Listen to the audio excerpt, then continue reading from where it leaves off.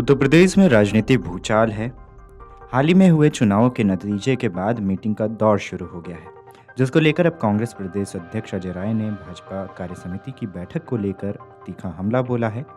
राय ने कहा है कि भाजपा कार्यसमिति की बैठक में बोला गया कि भाजपा सबसे अलग पार्टी है। यह बिल्कुल सही है, क्योंकि भाजपा के सभी राजनीतिक कार्यक्रम विश्वविद्यालय में हो रहे हैं, चाहे वो लखनऊ का राम मनोहर लोहिया विश्वविद्यालय हो या वाराणसी में काशी विद्यापीठ। आरोप लगाया कि भाजपा शैक्षणिक संस्थानों का राजनीतिकरण कर रही है।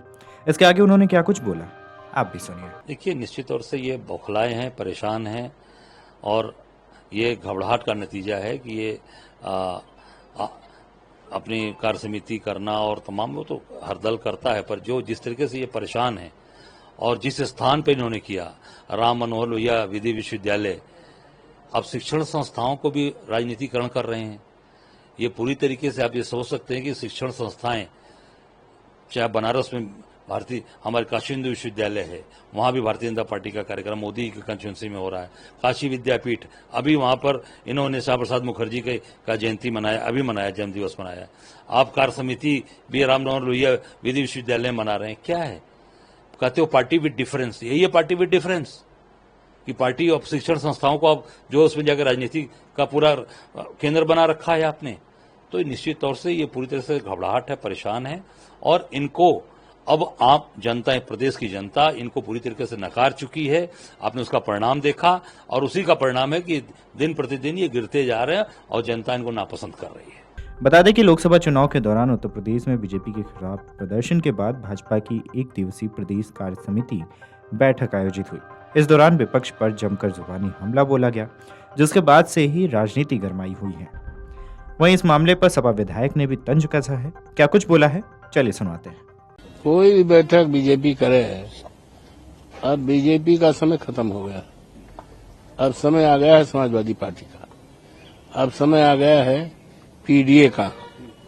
तो कोई बैठक करें, उठक बैठक करें, कोई मतलब नहीं। उधर दूसरी बात यह है कि राष्ट्रीय अध्यक्ष जेपी नड्डा ने कहा है राम मंदिर हमारी आस्था के विषय राजनीति नहीं है। 500 वर्षों का संघर्ष समाप्त हुआ। हम पर गलत आरोप लगाया जाता है कि हम उसका राजनीतिकरण करते हैं राम मंदिर का। ऐसा है, देवतुल्य मतदाताओं ने सारे देश और दुनिया को ये संदेश दिया है कि इस देश में अब धर्म पर आधारित राजनीति नहीं हो। धर्म पर आधारित राजनीति को देवतुल्य जनता ने, मतदाताओं ने नकार दिया है। अब सांप्रदायिकता का कहीं स्थान नहीं है। आज स्थान है तो बाबा साहब भीमराव अंबेडकर के संविधान को है। आज अगर स्थान है तो देश को संकट से बचाने का है, देश में लोकतंत्र को, जमहूरियत को बचाने का है और देश में महंगाई खत्म करने का है और देश के जो पढ़े लिखे नौजवान हैं, बेरोजगार हैं, उनको सरकारी नौकरी देने का सवाल है और देश को एक खुशहाल राष्ट्र और मजबूत राष्ट्र बनाने का सवाल है।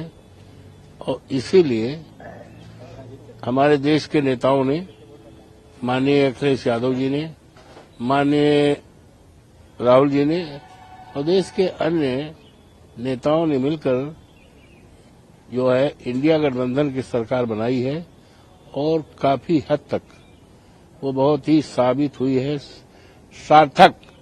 आने वाले दिनों में भारतीय जनता पार्टी जाएगी और देश में इंडिया गठबंधन सरकार आएगी और खुशहाल राष्ट्र, मजबूत राष्ट्र बनेगा।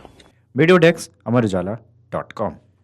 अगर आप ये वीडियो YouTube पर देख रहे हैं तो हमारे चैनल को सब्सक्राइब करें और बेल आइकन को दबाना ना भूलें। अगर आप Facebook पर ये वीडियो देख रहे हैं तो हमारे पेज को लाइक करें।